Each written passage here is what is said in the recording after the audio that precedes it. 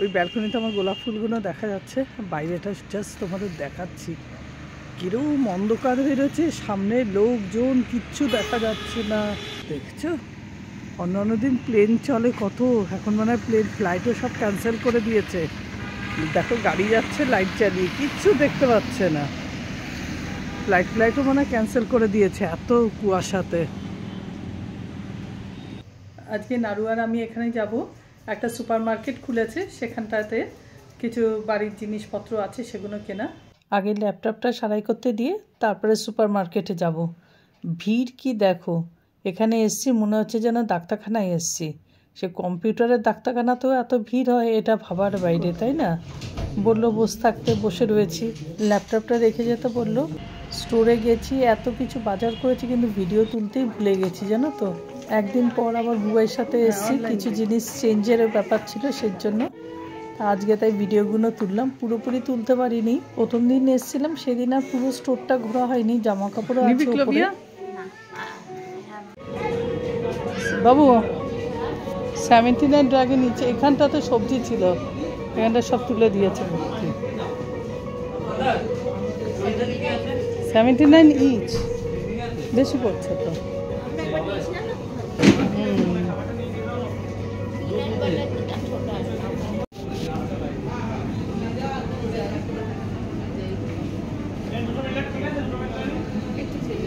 হ্যাঁ হ্যাঁ যা।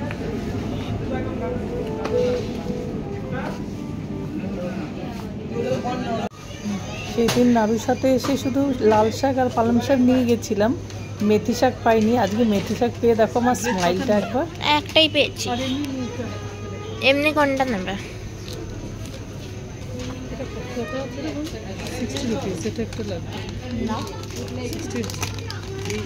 আর এই কৌটাগুলো যে কিনেছি, এগুলো বুবাইকে কিছু খাবার দিয়ে দেবো হস্টেলে, কারণ হস্টেলে এমনি ওদের খাবার ইনক্লুডই থাকে, তো মাঝে মাঝে এক এক সময় খিদে টিদে পায় তো, বা কুকিজ এইসব কিনে, সেই জন্য এই কৌটোটা দেওয়া। এই 3টে কৌটা শুধু 99 নিয়েছে। এবার আমি ভেবেছি শুধু 3টেই আছে, কিন্তু এর ভেতরে দেখো আরও আছে, তার মানে 6টা কৌটো। এটাতে আমরা জিতেছি, মানে এটাতে ঠগিনি।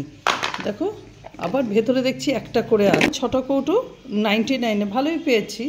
কিন্তু এটা হাইটটা বড়, সেই তুলনায় অতটা জিতিনি, কারণ এটা 199 মিনস 200 এটা নিয়েছে, আর এটা অনলি 99 মিনস 100-100-এ আমি 6টা কৌটা পেয়েছি, ভালোই পেয়েছি। আমি ভেবেছিলাম মতো 3টে, এর ভেতরে যে আছে ওটা আমার আইডিয়া ছিল না। এটা 179 দিয়ে কিনেছি। বুবাইয়ের যে ছিল বারবির একটা, সেটা বাবাই নিয়ে চলে গেছে।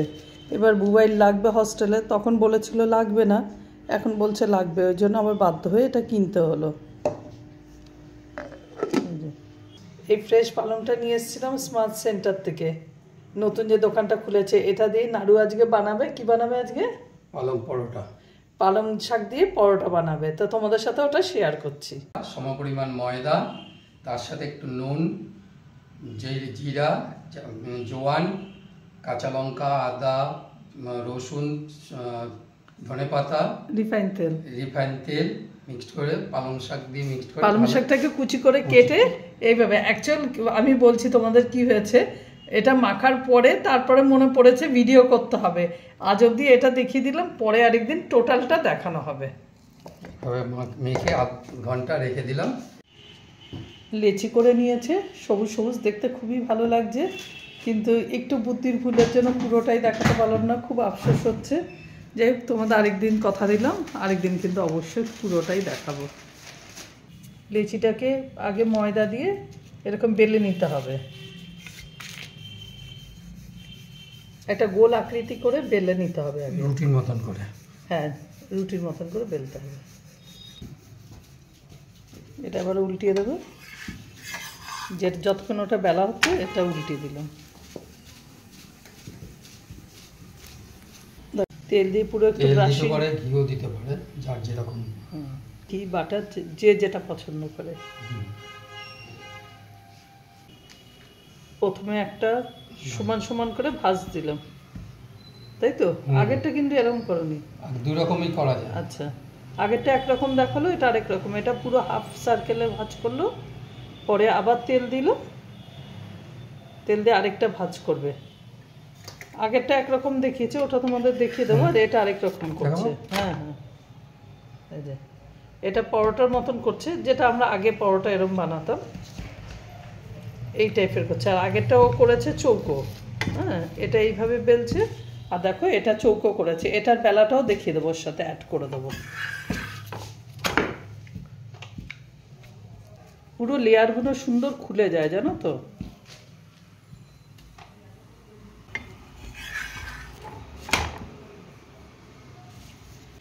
খুব অল্প তেল লাগে, বেশি তেল দিতে হয় না, খুব অল্প তেলে হয়ে যায়।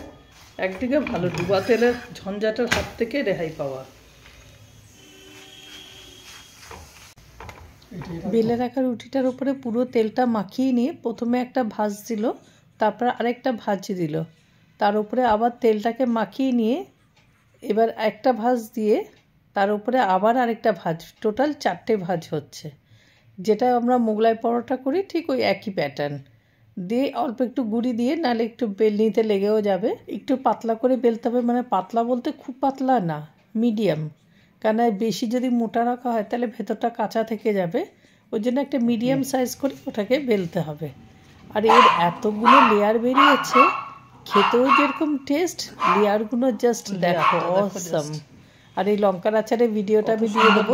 লঙ্কার আচার দিয়ে আমি সার্ভ করছি, প্রত্যেকটা লেয়ার দেখো খুলে গেছে। লঙ্কার আচার, দই, সস। আলুর দমটা করলে ভালো হতো, ও তখন ঘুমোচ্ছিল। এবার তো আবার অনেক নকশা আছে, খায় না সব কিছু, তার জন্য ওকে আমি জিজ্ঞেস করলাম, বলছে করলে একটু ভালো হতো, কিন্তু আগে থেকে বলবে না, ওটাই তো ঘুম থেকে বেলা 10টা 11টায়। ওই তো। আর এই যে না হ্যাংলার মতন দাঁড়িয়ে রয়েছে দেখো, আরেকজন বউ বউ করতে চলে গেছে রাগেতে। লেয়ারগুলো দেখো 4টে পার্টই পুরো খুলে গেছে। ভিডিওটা এখানেই শেষ করছি, দেখাবে আবার নেক্সট ভিডিওতে। কেমন লাগলো ভিডিওটা অবশ্যই জানিও।